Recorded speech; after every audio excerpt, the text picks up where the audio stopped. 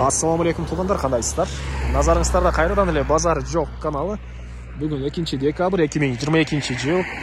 Мен бул чыгарылышта силерге чоң мал сарай, времянка, анан 3 гектар 92 соток жер көргөзмөкчүмүн. Биринчи болуп келүү жолун түшүндүрөйүн. Азыр мен турган жерим бул Сейс Бишкектин жолу деп да коюшат жана Айзернийга кеткен жол туугандар. Бул жака келүү үчүн сиздер Бишкек шаарынан Молодая гвардиядан түз түшүп келе бересиздер. Келип биринчи объездной менен кесилишкен круговойду көрө аласыздар. Андан дагы түз келе берсеңиздер бир дарактуу жер бар. Лесхозтоп деп коюшат ал жерди. Ошондон бир аз өтсөңүздөр оң тарапта мынакей мондай объекттерди көрө аласыздар. Мал сарай, көлдөр бар туугандар. Ушулардын молу көрүп турганыңыздар сатылат. Ал жерге чейин мынакей бул чоң асфальт жолдон мынакей машина киргенге жол бар туугандар. Жол менен кенен барсаңыздар болот. Мына ушундай. Анан түштүк тарабында лесхоз, анан түз кетерсеңиздер Сейс Бишкекке, Айзерный, Мурасордо айылдарына бара аласыздар. Негизинен шаарга деле бир болжол менен 10-15 километр аралык болжол менен бул жерден шаарга деле жакын болуп калат туугандар. Эми мал сарайга жерибизге жетип калган маалыматтарды берейин туугандар. Айта кетчү нерсе, бул жерден 2-3 маршрутка автобустар өтөт туугандар шаарга карай. Анда айта кетейин. Мынакей туугандар, келүү жолун түшүндүргөнчө бүгүнкү чыгарыштагы сатылуучу жерге дагы бул мал сарайларга жетип келип калдым. Эми бир чекеден маалыматтарını берейин туугандар. Мынакей чоң жол, бул жерден болжол менен бир 300 метрге жетпеген аралыкта жайгашкан. Мынакей чоң жолдон анан киргенге мынакей жол бар. Машина менен кенен мал алып келесиздерби же бул жака дарыларды алып келесиздерби, селитра анан башка кыскасы портер менен киресиздерби, КамАЗ менен киресиздерби, кенен жол менен кирип чыксаңыздар болот туугандар. Анан жердин аянты бул жердики 3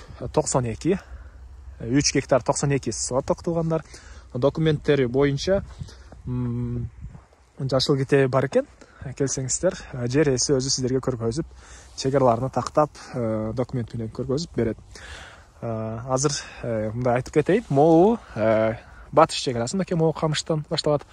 Эң эле түндүк чегарасы бул малдар, мынакей малдар жайылып жүрөт, ошол жерге чейин болуп калат болжол менен.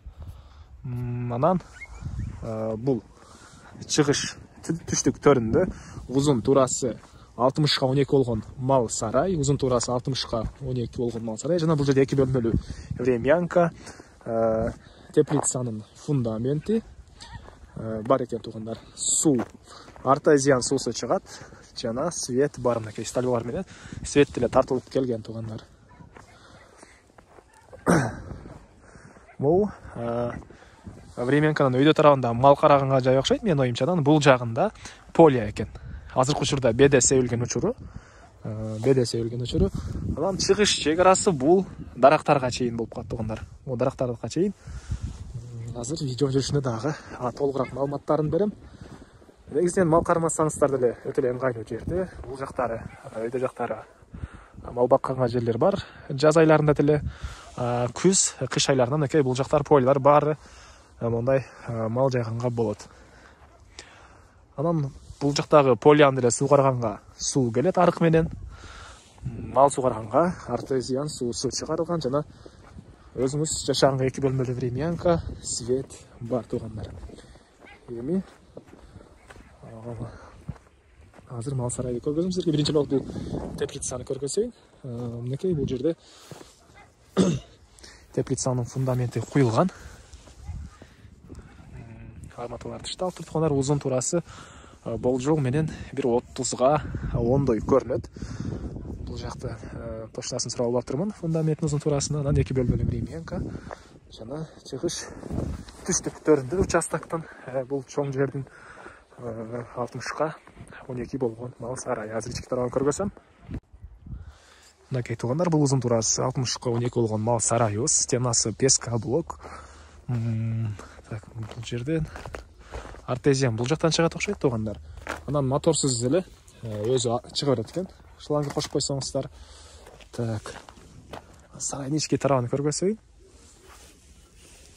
Бул мынакей ички тарабы.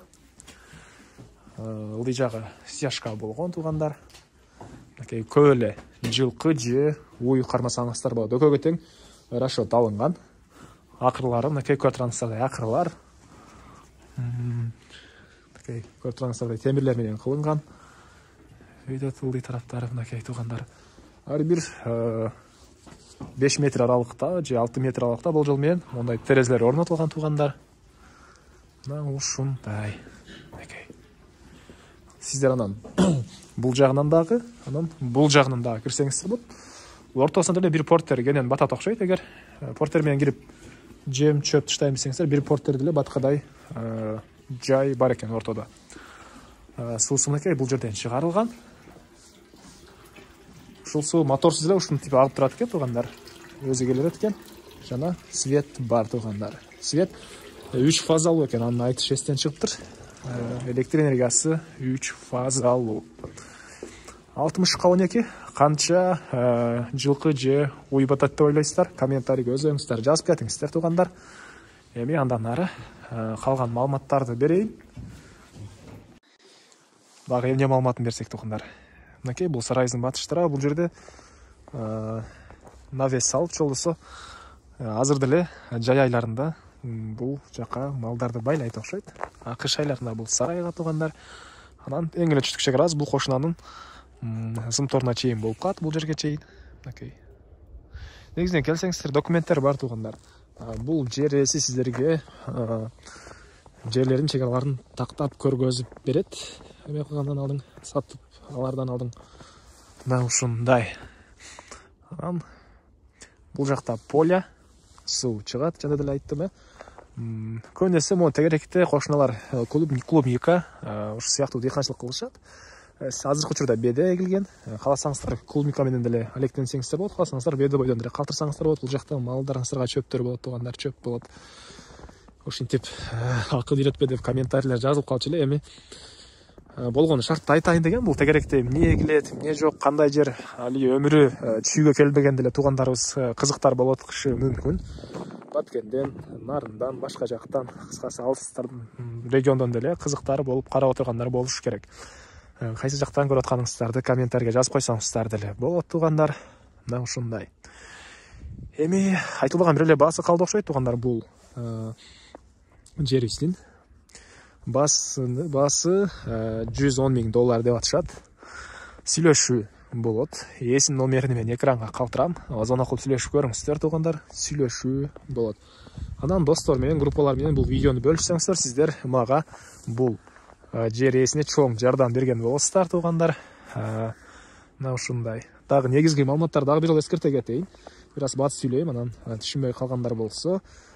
Так, жердин аянты 3 гектар 92 соток, свет бар, 3 фазалуу, суу поляга да чыгат, жана мал суугарганга артезиан суусу чыгат экен.